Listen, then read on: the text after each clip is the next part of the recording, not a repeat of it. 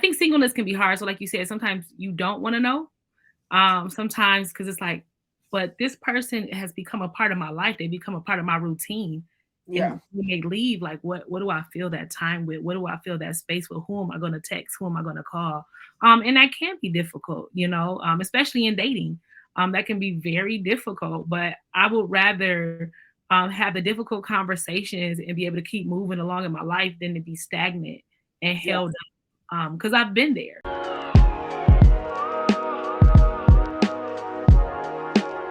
What's up, fam? Welcome back to our channel. My name is Tim. This is my beautiful wife, Pauline, and you are tuning in to another episode of the W Podcast where you get wisdom and a word with the Wheelers. Hey, so we are super excited. We got another guest this week, and I'm telling you, if you are looking to be great and maximize everything that God has for you, you want to make sure you tune in because we're talking about confidence, how to build that up, how to make sure you're using it in the right way. We're going to get into it.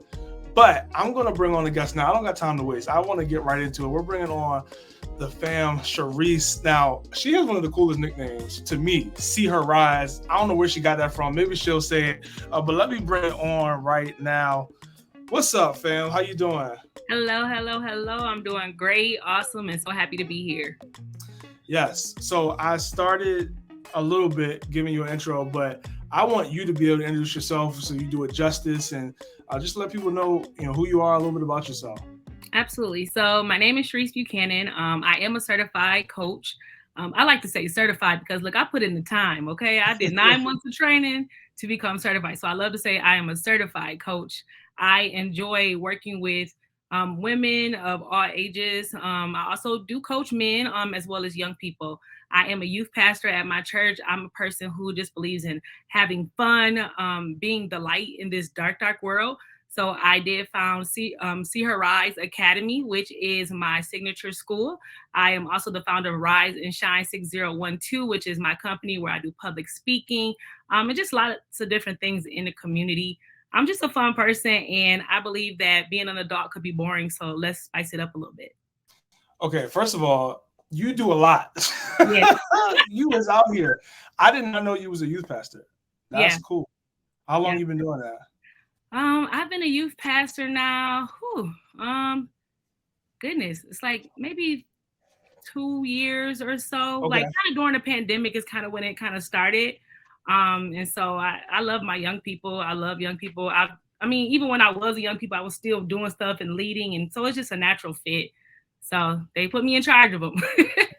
No, that's cool. We got to lead youth ministry for a couple years as well, a few years ago. So I understand a little bit of what that world is like.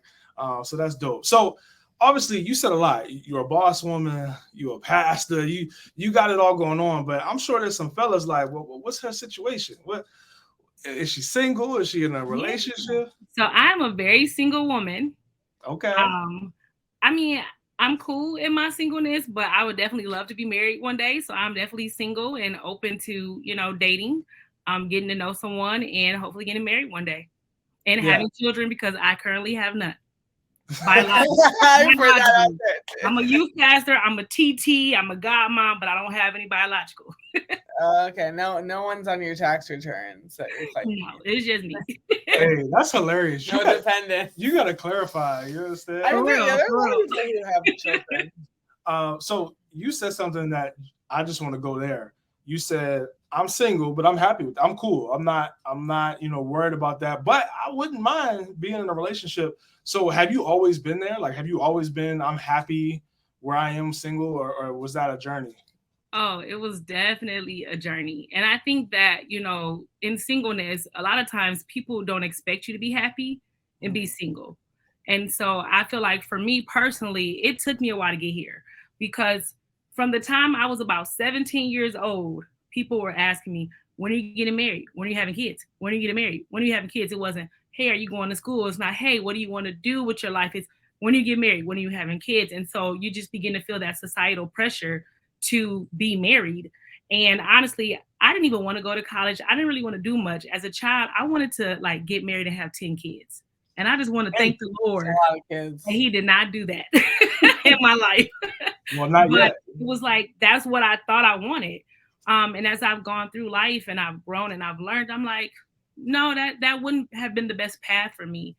But dealing with, what you see on social media, on TV, the pressures from everyone else, the pressures in the church to be married, to get married, to, go down that path. It was a struggle because I'm just like, I'm not going to just settle for anything. Yeah. I want what God has for me, not just a person. No, that's really good. And I just want to say, because you're not the only person who's ever felt that way. Yeah. I'm sure there's a lot of people watching this or listening to this right now that feels the same way. And I just want to say, I think we would all agree to some extent, like, that's okay to feel that way. Like, Absolutely. you cannot control how you feel about what situation you're in. All you can do is control how you respond to it. So Absolutely. I just want to put that out there before we go any further. Now, I'm curious, you were in that place. How did you get out of it? Like, was there something practical you did? Did you say a prayer? Like, I'm just curious. Shoot, I pray every day. What? No. But I mean, I think it just kind of came with growth and with time and with beginning to understand more of like who I am and not feeling like I needed to be married to be okay. I think a lot of times in church, honestly, people make marriage seem like it's a reward. Like, I served the Lord, I've done this, I've done that. Now I get to get married. And that's not the case, because I've served the Lord, I've done things, I've tithed, and I'm still not married. And you begin to be like, did I do something wrong? Am I being punished? Like, what's going on here? And I had to come to the realization that it's not a reward. Marriage is not the end goal. It's a part of the journey. And right now I'm in a different part of my journey, and that's okay. And I begin to love me more, to take time for me, to not focus on everybody else's opinions and what they want. A lot of times they be like, oh, when you get married, I be saying, well, when you gonna do some things with you too, like with your own self, like worry about you, Yeah. So I have to begin to like really focus on me and the things that I wanted, and to really focus on me and God and what he was calling me to. And to be honest too, I look at a lot of other people, marriages, relationships, lives, and I be like, I'm straight. I'm not, no. It's not all roses. It's not. Okay. That is good. That is good, because it's so easy to look at somebody else's grass and think it's greener, not realizing that when you go over there, you got to water that grass just like you got to water the grass you got. So absolutely, you said a lot of great things. I'm curious, for someone who may be in the season that you were before, like, I don't like being here, and I don't really have any parts of it that I like. What would you say are some of your favorite things about being single? Because obviously everybody is different, but there may be something that you do or something that you do that someone's like, I never thought I could about that as a single, that's unique to me. Absolutely. So, okay, this is probably gonna make you laugh, but I was in the grocery store the other day, and I was talking to one of my grandmas, and I wanted to ask her how to make a certain thing hot water cornbread. I don't know if you ever heard of that. And so I want to remember how to make it because it had been a while. And so she said, well, baby, is groceries high there? And I stopped and I said, I don't know. I know everybody tripping about the price of eggs, but I just buy what I want because I'm single and I can do that. Like, I buy the eggs, I buy whatever. Now, do I look at prices because I need to budget? Absolutely. But I don't have to panic as much because I'm just worried about myself. So that's one funny piece of being single that I actually love, to be honest. Look, the eggs is whatever, but if I want them, I can buy them. I would also say just the fact that I have so much freedom. That's one thing that I think a lot of singles take for granted, is that freedom of when I'm ready to go, I get up and go. I don't need to like ask permission or check in. I don't have nobody to wait on in the car. I don't have, no little ones to put the shoes on right now. Like, I just go. And I realize how blessed that actually is. And I have some married friends that's like, look, girl, like, appreciate that right now, because they're like, man, this can be tough sometimes. You can't just go when you want to go. And so now that I am realizing this is actually a good thing for now in my life, so let's take advantage of that. Go when I want to go. I'm actually planning a trip in March. My friend just texted me like, hey, you want to go? Sure can. I don't need to ask nobody. I'm telling my job goodbye. So, like, so yeah, that freedom is a big thing. That's a good point, though, freedom. And I think that it's something that can be so easily mismanaged as well in singleness. So talk to us about how you just shared you're going on a trip. That's fun. Like, groceries, all like kind of the funny things that are like the enjoyable parts of it. But have you ever struggled with mismanaging your freedom, or you kind of were like, being more selfish with your time, which I know is not totally bad because you are only responsible for yourself. But how do you manage your freedom while still serving others? I know obviously you're a youth pastor, so you do serve other people a lot, I'm sure, throughout your week. But was there ever a time when you mismanaged your freedom, and how did you get back on track as a single? So honestly, it's probably going to sound almost a little opposite, but there was a season where I just like dove into church so much and into everything so much that I actually wasn't enjoying being single. I was just like, I'm working at church. I'm at church. I'm doing this. I'm doing that. Yeah. I'm with my nieces and nephews. I'm doing like, I didn't even enjoy like my life. And then it came to a point where I had to realize, wait a minute, at some point, it won't be where I can just up and go. So I had to learn to begin to balance things out. And I would say also, sometimes when you are single and you're at home, you're like, nobody's here.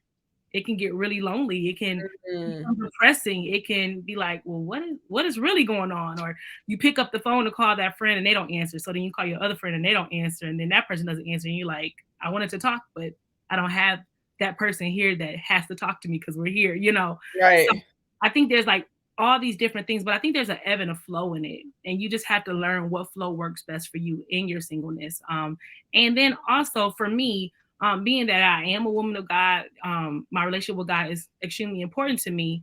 It came a point in time where I said I had to let a lot of childish games away. I had to let go of a lot of, playing, people who weren't being serious, being abstinence. Like, come on, that's a real thing for people.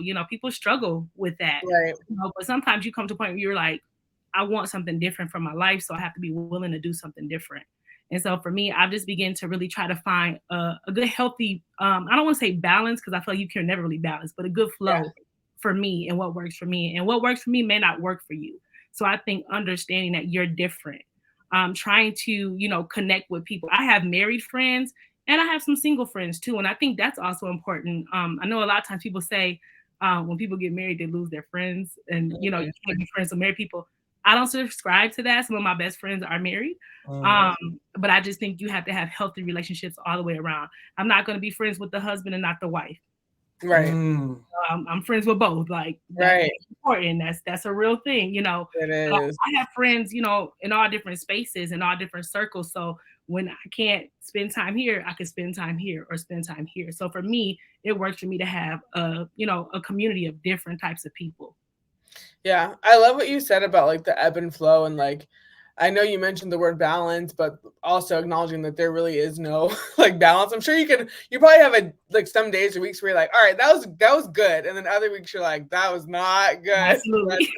that one didn't feel good, and I feel like that's such a good like parallel, and for me, it definitely relates to marriage too, where it's like sometimes it's like I just want to be by myself, but then other times it's like, oh man, I'm so glad that I have family around me and people around me, and like I can just like knock on the door and go talk to Tim about something that's on my mind or whatever the case is. So I think it's a good thing to acknowledge because, like you said, the church, I feel like, and just society and culture in general, like does such a great job polarizing things. Like either singleness is awful and get out of it. It's like avoid it like the plague. Like if you break up with somebody, you better hurry up and get under somebody else. Like that's like what's a big narrative in the world before I got saved, and I'm sure it's still prevalent now, but also on the other end of like, oh, marriage is like the best thing ever, like you have to hurry up and get into it, as if it's not hard or it doesn't has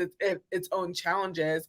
And I found just like talking to a lot of newlyweds, like so many people are like, oh my gosh, like, I didn't know it was going to be like this. Like, we have such unrealistic or unhealthy expectations of both singleness and marriage, because of course there are people who are suddenly single, is a term I've heard of, like, of course, unfortunately people's spouses pass away, or there's divorce, and like just things happen that we just we're not really prepared for. And after you're going through something traumatic like that, and then to have to be like kind of settle yourself, okay, now I'm single again, how do I kind of manage this, walk through this? But then the same thing for marriage too, where like people are so hype about the wedding, but then like the wedding is the beginning of death. Well, I feel like what you both touched on is the power of perspective. because honestly, if you don't master that in your singleness, you're gonna have a hard time in marriage. Because Pauline just said there's days where she want to run away from me and my baby boy. Like she's like, I just need some time to myself, and that is normal. That's normal in marriage for people just like, I just need some space. Yeah. But at the same time, you have people like Cherise where it's like, I wish somebody would pick up the phone because I want to talk to somebody right now because I'm at the house alone. But when you have perspective, even in those moments when it's hard, to be able to say, you know what, I'm grateful that I have the opportunity to be home.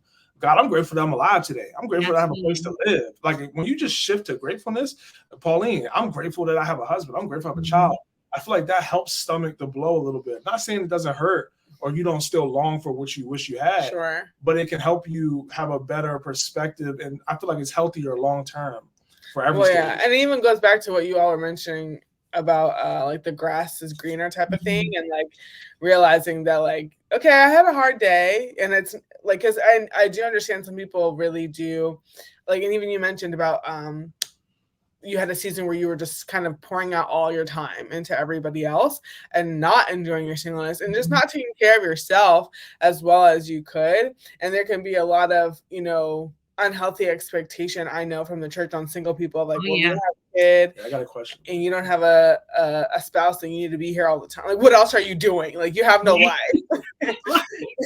So, piggybacking off of that, because that's where I wanted to go next. You mentioned that was something that you had to realize. I'm sure there's somebody, and I don't know if this is how you felt, you can explain, but I'm sure there's somebody who's watching this who feels the same way. Like, man, like I don't have enough time to even, if I wanted to go on a date, like I'm too busy serving at the church and doing this, which obviously there's nothing wrong with serving at church. We serve at church, that's important. But I agree with the boundaries. What would you say, did you deal with any guilt of like, okay, well, I'm single, because that's what they say, I'm supposed to be here all the time. If you did, walk us through that, and then walk us through, how did you manage to get out of that guilt feeling? Yeah, I definitely would feel guilty if I wasn't available. And I mean, it was so bad. One time I was on vacation and I was in a different time zone. And I woke up pretty much from a nightmare, like, what if this is not taken care of at the church? And then all of a sudden I got on my phone texting people to do stuff. And I was like, this is really unhealthy, man. Like, you can't even enjoy your vacation because you're so worried about the church. You know, but it's not my job to worry about the church because that's God's church and God is going to take care of his church. And there's people in place for a reason. And so I had to learn to begin to trust my team. I'm thankful that I did have some people in my life who were like, Cherise, you need, you know, to get a little balance. And I'm gonna be real honest with y'all. I am a huge advocate of counseling.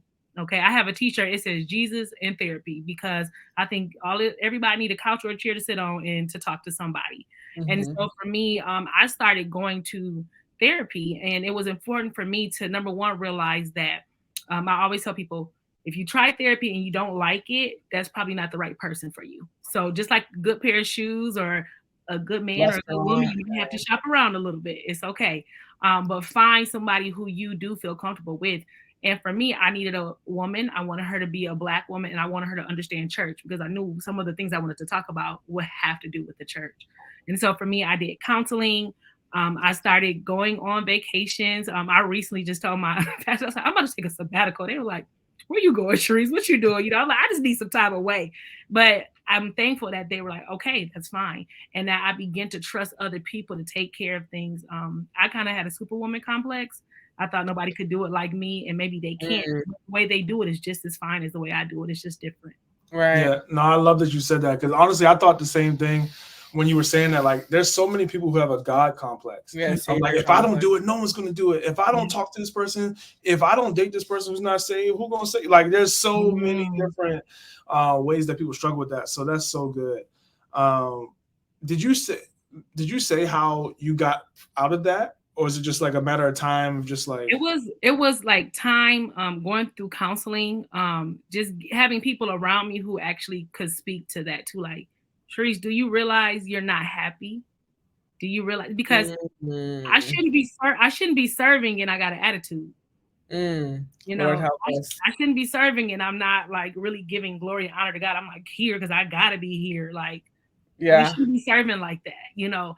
And so when I noticed, I'm like, wait a minute, my attitude is not how it needs to be. My emotions are not how they need to be in this. I just had to make that shift. So counseling really helped me with that, and just having accountability with people and just being honest. Like, I had one day, I remember I was in the hallway and one of my pastors came to me and she said, hey, something. I was like, I don't want to do this no more. And she said, okay. Like I just had to be honest with them and with myself that I don't want to do this piece. Somebody else can do this. So I think that's so good because like what stood out to me when you were speaking and sharing was like, how we do something is a lot of times more important than what we actually do. Mm-hmm. And reminds me of the verse that says God loves a cheerful giver. Mm-hmm. So if you're giving of your time, but you're doing it like begrudgingly or like, I'm only here so nobody thinks I've backslidden or like the truth of the matter is if I wasn't here, I'd be home asleep. Like I wouldn't be doing anything bad. I'm just tired. But then like that really comes down to like, performance of man. Like, am I really doing this unto God? Or am I doing this to like prove to myself or to others or whatever? Like really comes down to the heart of things. And like, it really gives us an opportunity to break down any idols in our lives if we kind of notice that. Because I think I struggle with that too, of like, okay, like my attitude, like if I don't want to do something, like really pausing and saying like, well, why do I have attitude about this? I should be excited about this. Like building this church or doing this activity or serving in this way is like something that's really, really cool. Like, why am I not happy about it? And asking myself that. So I love that you called that out because I feel like, especially as us women, we're so like service oriented and like, oh, this is how I show my love by like cooking for people or showing up for them. And like where I found, especially since being married, that like guys are way more like they're better at taking care of themselves. If they need a nap, they're gonna take a nap. But I'm like, everything's gonna be settled before I can even take a nap. And if I'm taking a nap, I'm thinking about all the things I should be doing instead of sleeping or whatever. But I think that is such a good reminder. And it's not a marriage thing or like a mom thing. It's really just child of God thing. And like coming from that perspective of like, hey, like God doesn't need me here, he wants me here. And if I can't do it with a heart that honors him and that's going to make him look good, make me look good, make everywhere else around me look good, then maybe I shouldn't do it. But it's so good that you have people around you that are supportive, because of course there are situations where people are like, people around them don't take breaks. Now, is that what you have found like in your church and when in healthy church settings? Do other people around you take breaks as well? So it's kind of like a culture of, hey, take care of yourself, or did you find yourself kind of taking the lead and going on vacations and having boundaries? Yeah, I think that we kind of all grew together in that. I think there was a season where, everybody was just there. And then finally came like, wait a minute, we need to be able to take breaks. We need to be able to enjoy ourselves. And honestly, when you can go and get refreshed, man, you can come back and do some great things. Yeah. You get great ideas. You come back full and ready to really do ministry. But one thing that I did, I would go to a lot of other conferences and a lot of other churches because being that I am a leader in church, sometimes you're too close to the spout and it's like the water going over you because you serve it, and sometimes you need to be poured into as well, whether that's, going to a different conference or taking a vacation, you just kind of need to be replenished as well. And so we kind of all, I think, kind of started on that journey together. And so my pastors, they take vacations. Our associate pastors, they take vacations. And I think the important thing about that is it shows everyone that, life is not all about being at church all the time, because most of the time when we are taking vacation, we run into somebody that we minister to, right? Like that just happens because ministry is outside of the four walls. And so it's like, there's things we can do outside of the church, but it also shows that they have, helped us to grow and they trust us to continue in the ministry. When Jesus, was on earth, he eventually said, okay, I gotta, blow my spirit up on you guys so that you can go out and do things as well. Jesus said, I have to go because there's things that need to happen and you all can go out and do things as well. And I think that people, when you think it's just you, that's not real, because God can use whoever he wants you. God, like you said, he doesn't need you. He wants you to be there. He wants you to want to serve and to love him and do those things. So I think that we all kind of grew together. And now I'm like, wait, y'all taking more vacations than me. I need to take a few more. Yeah, that's dope. So I want to pivot a little bit because you said something earlier that stuck out to me, and I think it's going to help a lot of people. You mentioned how obviously you're single, but you have married friends, and you don't believe that you can't be friends with somebody once you're married. So walk us through that, because I feel like there's a lot of people who have pain in that area. They were close to somebody and then they got married and then things changed, things got different. So how have you been able to keep those relationships? Well, I would say number one is I'm very respectful of the fact that they are married. So when you were single, we might talk on the phone at 11:30 p.m., midnight, 1 a.m. You're married. I'm not calling you after a certain time. Like, I respect that you're married, you know. I also try to make sure that I'm mindful of how much time. Like, if I go visit, I don't need to stay there for 8 hours, you know, like, and hang out like we used to. So I try to be mindful of those things. And then also, you know, I check in with my friends as well. Like, when they're going through things, like, how can I help you? Like, what do you need from me as a friend versus just doing what I think. I had one friend that said, you know, I got married and y'all all stopped calling me. You guys are putting on me your viewpoint of what marriage has to be. I can talk on the phone still to you all. Like, don't stop calling me because I'm married. So, you know, having those open conversations. And like I said, I think it is important to be, you know, friends with both spouses. You know, I may be closer to one than the other, but I think that's also important, just so that way there's no issues there. Yeah. You said a lot there that I think is so good. Let's start with the respect piece. Yeah. Because I could see some people hearing that through a lens of, well, I'm grown and they my friend. I knew them longer than they was. I should be able to call. And it's like, I was here first. How did you get, maybe you always were like that, but how did you get to a place where it was like you were able to respect your friend? You know, I respect the institution of marriage as well. And I think that I have a different viewpoint of marriage, and probably because I actually have, you know, a few male friends who are really close friends. So I understand like their viewpoint really well, which is very helpful, in a lot of areas. But, you know, I understand what marriage is. And I'm like, even though I've known you forever, you chose to marry that person. And marriage to me is about purpose. And so there's a purpose that God has for both of you. And I'm not coming in between nothing that God has put together. I'm not coming in between any of that, you know. So we talk about like what that looks like. You know, I may go out with my guy friend eat, but I may go out with his wife the next week to go eat. Like, or we may all go out together. And now they have a little one, you know. So we all go as a family, single Cherise in the family, you know, like, and that's okay sometimes. But for me, it's just a matter of like just being aware of myself and being aware of them, like what I think they may need or what they tell me they need, and then what I need as well. And when I feel like some of my friends aren't being the best friends, I tell them that you need to do better. Like, I need a phone call, you know, this month, because what are you doing if you're my friend? So I just think it's about communication, and just being honest with what you need and what they need. Yeah, I agree with that. The communication piece is so big, because I feel like a lot of people struggle with that in general. Like, I've heard somebody use the phrase courageous conversations, because it takes courage to have a conversation with somebody and tell them, hey, I don't like how I feel when you don't reach out to me, or I don't like how you've been treating me as a friend. Like, that isn't something easy, because it takes vulnerability. Yeah. And when you're vulnerable, you have a chance you can get hurt. Yeah. So how did you get to a place where you were confident or courageous enough to be able to have those types of conversations? And then what practical tips would you give somebody who's struggling with that? Yeah. So the first thing is that I am such a giver. In every relationship, it's like, if I'm your friend, I'm like one of the best friends you'll ever have. Like, I'm like the best daughter, best sister, best like TT. Like, I am a giver.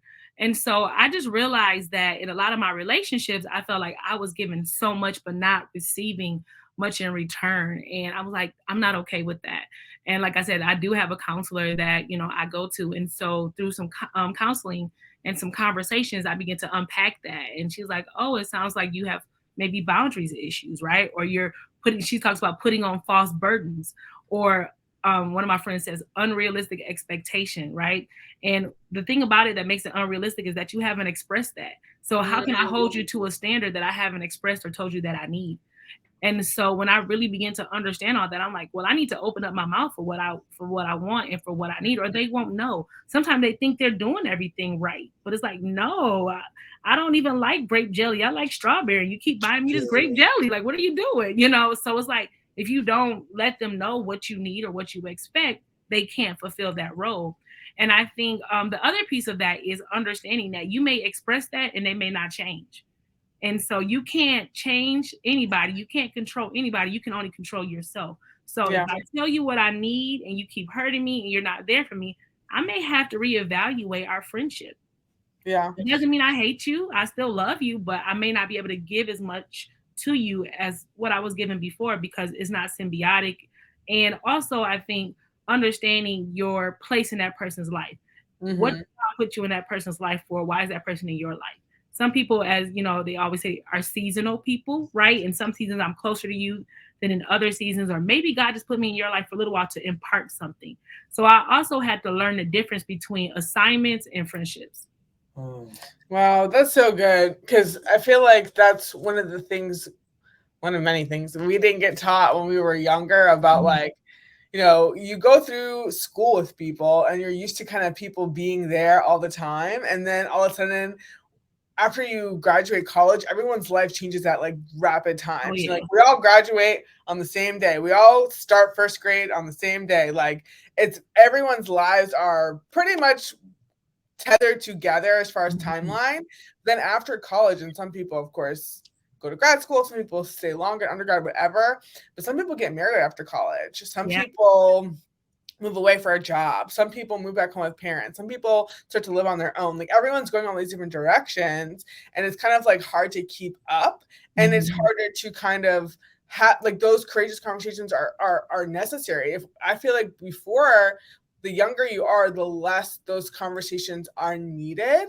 But Mm. as you grow, you realize like, okay, maybe that person isn't my forever friend. Mhm. And it's so hard because it's not like they did anything wrong or you did anything wrong.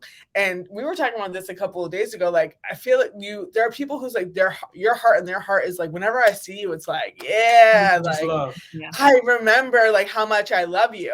But it's like practically like I know you got like going on, you have 15 jobs, like, and like you said, it comes back to like the awareness of I know the type of friend I need. I do need friends that call. I do need Mhm. friends that check in. I do need friends that are going to show up for me. And it's like, how honest can we be as adults and say, like, hey, Cherise, I know that you said you need this from me, but I can't. I can't Yeah. promise that, like for you, because it kind of feels like friendship breakups. Now, Mhm. have you Mhm. had to go through that, like kind of breaking up with a friend because of like a practical hey, you're not giving me what I need, or I'm not giving you what you need? It may have been because of like a major life change, like marriage, kids, a demanding job, what have you. And like, has that happened to you? Have you had to navigate like kind of a loss of a friend? Yeah, I would say maybe not a loss to the point that right now like we don't speak at all, but like it's very sparing that we speak. Yes. And that was hard for me because I'm like I said, if you my friend, like you my friend, like you're my Yeah. family now. Like you're not my friend, you're my family. And so for me, I have pretty high expectations of people who are in my life because of how much I do for them and give to them. Right. But what I realize is that, everybody has a different capacity. Yeah. My capacity is different, especially if you are in a relationship, if you are married, if you have moved away or things like that. I have two really good friends that, they're in two different time zones for me. So it's like with all my friends, not just those who are different time zone, but we schedule appointments now. Hey, we go to lunch once a month. Let's get it on the calendar. Or every other month we go to lunch. Let's get on the calendar. Hey, when do you have time for a phone call? Right? Because just because I want to talk doesn't mean that they're available. So for Mm, me, it was kind of just like learning to schedule and that's good. um, res- again respecting their life, right, and their choices. I also think that if someone is important to you, like you will make time for them. If I'm Hmm. important to you, you will make time for me. It may not be as much time as I want, but you will make time for me. So like you had asked me about some practical things earlier. So I have like about a 40-minute commute to work. That's a great time. I get on the phone, I'm talking as I'm driving, catching up, Yeah. checking in with people. I also have sometimes I make out a list of all the people I want to check in on. And then maybe Tuesday is my check-in day, and I might text 3 people on that list. And then next Tuesday I'll text the next 3 and Yeah. things like that. But I like to connect and make sure people are okay. Yeah, And so that's just me. that's so good. And what I hear from you talking is just maturity. Honestly, Mhm. like there's so much maturity. on both sides. So there's a lot of maturity on the side of, I understand that my life, my friends don't revolve around me. Like they have their own lives, they have their own schedules, and it's not just about them fitting in on my schedule and making sure that it's comfortable for me, but I'm making sure that I am contacting them and saying, hey, how do we make this work for us? And that goes for a friendship or relationship. Going back to the unrealistic expectations. If you're watching this right now and you're dating, you have to teach that person how to love you. Yeah. Like that is so important. You cannot expect them to read your mind. You can't expect them to cook the eggs the way your mama did. Like you got to teach these people how to love you. And I think the other side of maturity that you're showing is that you knew yourself.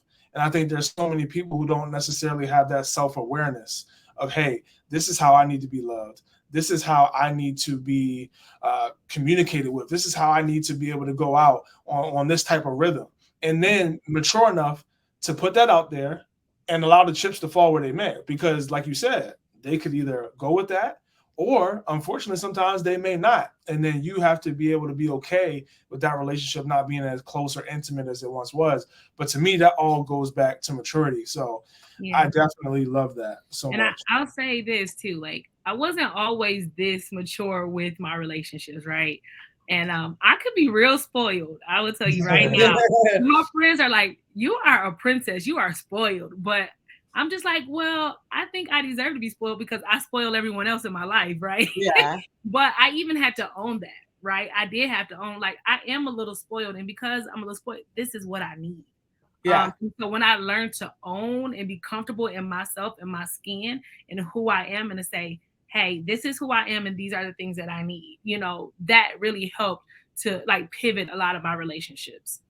Yeah, it kind of reminds me of like what the Bible talks about. You only have the capacity to love your neighbor as you love yourself. I'm obviously paraphrasing, but or even I've heard it said that like you receive the love you think you deserve. So it's not just like, oh, I'm a princess and like pamper me and feed me grapes, but it's like, nah, tomorrow I'm gonna feed you grapes. Like it's a two-way. It's a two-way street. Like I'm not asking anything that I'm not willing to give, which I think is the healthy part because other people who have been hurt in the past, they kind of err on the other side where it's like, no, I don't need anything from anybody, and you don't expect anyone to need anything from you. So when people ask things of you, it's very like, why? What's up? Like, why? I'm not doing that. And like a lot of times it's so funny because I find for myself, like sometimes when people ask things of me and I'm like shocked by it, and I have to like ask myself like, why am I so like, why was that such a shocking request? And I'm like, because I wouldn't ask that of them. But also I find myself if I like need help, because I'm very terrible at asking for help, like I'll struggle with that. So it's kind of like a two-way street of like what you expect of others, you usually expect of yourself, which is, it's a stretching thing though, because as you mentioned earlier, you have been and are working on like boundaries of like, just because I'm going to give everything doesn't mean that I should, because I still need to take care of myself and like prioritize my relationship with God and just, your own mental health and your own self-care. But that with that, you probably do a better job of respecting other people who are like, hey, I need, I can call you back after I'm done with this or with that. You're like, yeah, because I just did that for myself too. But we have a harder time respecting that when other people say that, when we don't respect it in ourselves. So absolutely. That's really good. So I got one more question I want to ask you, because you said something that could be a little spicy or have some people out. So you said in the past you've had times where you may have been wasting time talking to people that you shouldn't have. And it's so interesting because the other day I saw a random TikTok, it just random came up. It was like 2 people that text all day, every day, send good morning and good night messages and keep each other updated, but aren't together. What are they? And it was like, let me know. And it's like, I feel like so many people can easily fall into, I don't know what we are, or I'm talking to people that I'm not sure. Can you just walk us through, how did you realize you were in situations that probably were a waste of your time? I'm just curious for somebody that's like maybe in a situationship. Yeah. I think that, I heard it said recently, like if you can't put, a title to that relationship, whatever it is, whether it's a friendship or whatever, then something's not right. And for me, I'm pretty bold. I ask what I want to know. And I'll give you an example. I had one gentleman who, I was, talking with. We had went on, I think, one or two dates. Not much, just getting to know. And then they think that they can move to a different level and get certain things. And I'm like, well, what are we? You want certain privileges. Well, what are we? And well, we're friends. Okay. Do you have other friends? Well, what do you mean? Do you have other friends who you do the same things that you do with me? Well, yeah. Okay. Well, because of that, and because we're friends, there's certain privileges you're not about to get from me because I don't do that with friends. Come on. Like, I have Well, to have a standard for myself. Like, no, I'm not doing that. that Then is if so I lose that relationship, I lose that relationship because at one point in my life, I have to realize my value and what I want. And if this is my goal and this is what I want, I don't have time for that. So I'm going to ask you, well, what is this? What are you trying to do? And I'm not. I mean, I've been through the relationship that wasn't a relationship that was, then it wasn't again for years.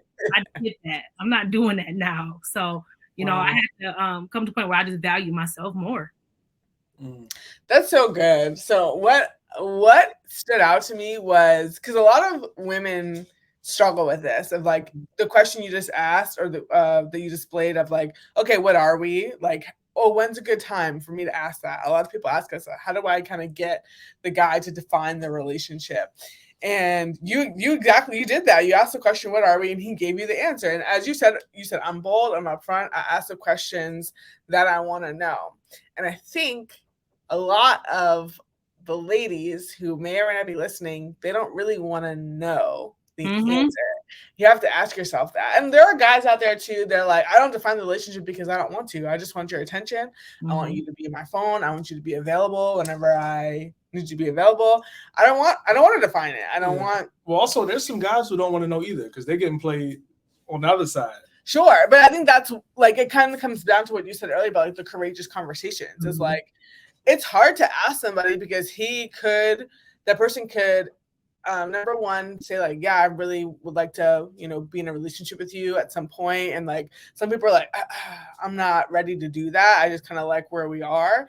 But then also you of course open yourself up for rejection, so either Yeah. way you're going to be having a hard conversation, and we don't always like that. But I love that example that you just shared, that you asked him about, what are we defining the relationship question. You asked after he like made a request of you or saying like, hey, this is what I would like from you. And you're like, okay, well, if that's the case, I need to understand. It's kind of like a job situation where it's like, yeah, I want y'all, we want you to come to work 40 hours a week. All right, great. What's my title? How much are you going to pay me? You Mm-hmm. don't show up there without knowing what your rate is and what the expectations are of you.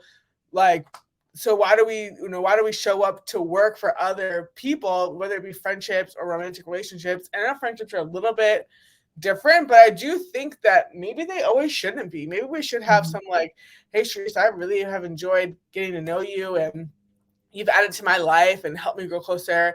Every time we have lunch, like I'm challenged. Like I would really like Mm-hmm. to, have a good friendship with you. At least so people know where you stand, because we talk Yeah. about that a lot. And adult friendships, I feel like there's so much like people just don't know where they stand. It's like, I Yeah. haven't seen you in 6 months. Like, are you alive? Like, are we still friends? Like, I don't know.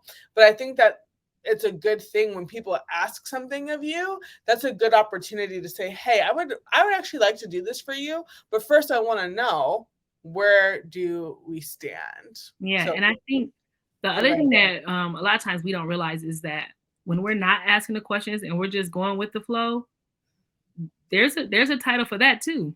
uh, A lot of times you're just a placeholder. When you can't define it, I'm probably just holding a place. yeah, And I think that's just something we have to understand. Like, I mean, I think singleness can be hard. So, like you said, sometimes you don't want to know. Sometimes because it's like, but this person has become a part of my life. They become a part of my routine. yeah, And when they leave, like, what do I feel that time with? What do I feel that space with? Who am I going to text? Who am I going to call? And that can be difficult, especially in dating.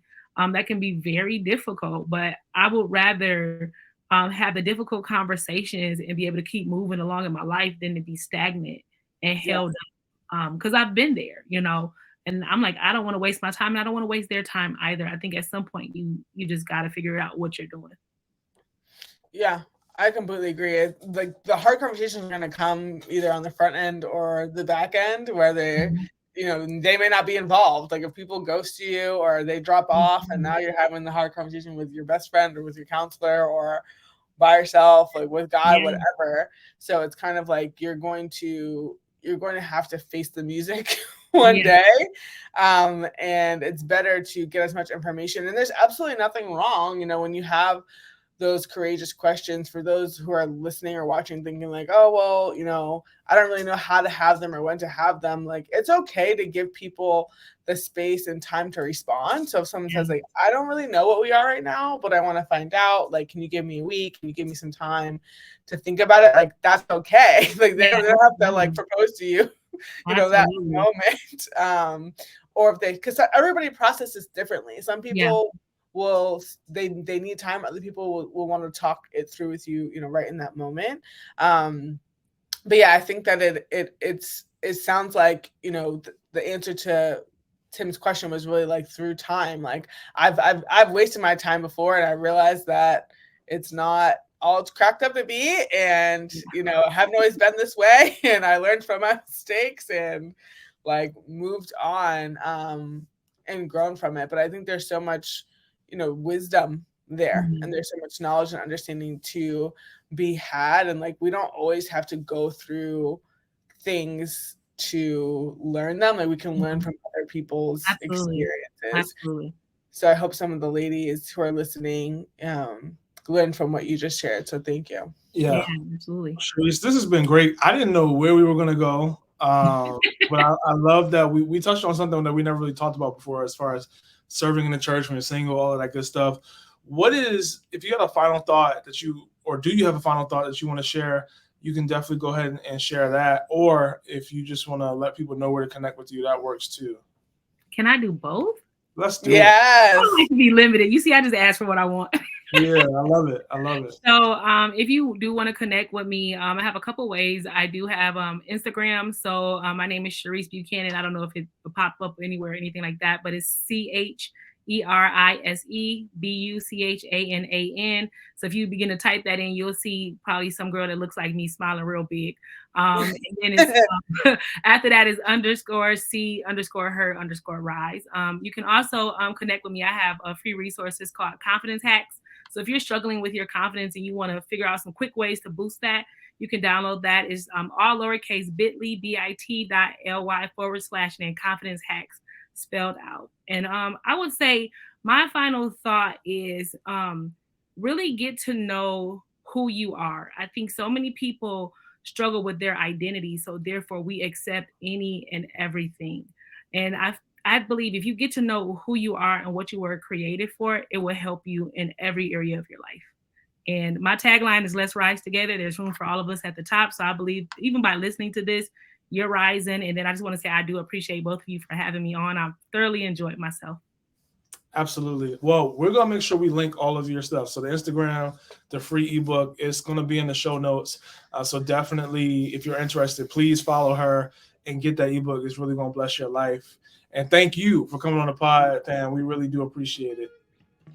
This has been another episode of the W Podcast. We hope you enjoyed it. Remember, it's so important to get that self-awareness of yourself and then also have the boldness to have the courageous conversations. But I'll be honest, sometimes some of us aren't there. And that's okay if you're not there, just don't stay there. And honestly, maybe you, as soon as this podcast is over, you need to ask the Lord, I need you to help me have that confidence. I need you to give me the wisdom on when I can have these type of conversations with my friends or with the situationship or whatever the case may be. I encourage you to take some time and really seek the Lord with that. We will see you next week on the W Podcast. Thanks for watching this video. To get more Christian relationship advice, subscribe to our channel. And make sure you check out our other videos as well.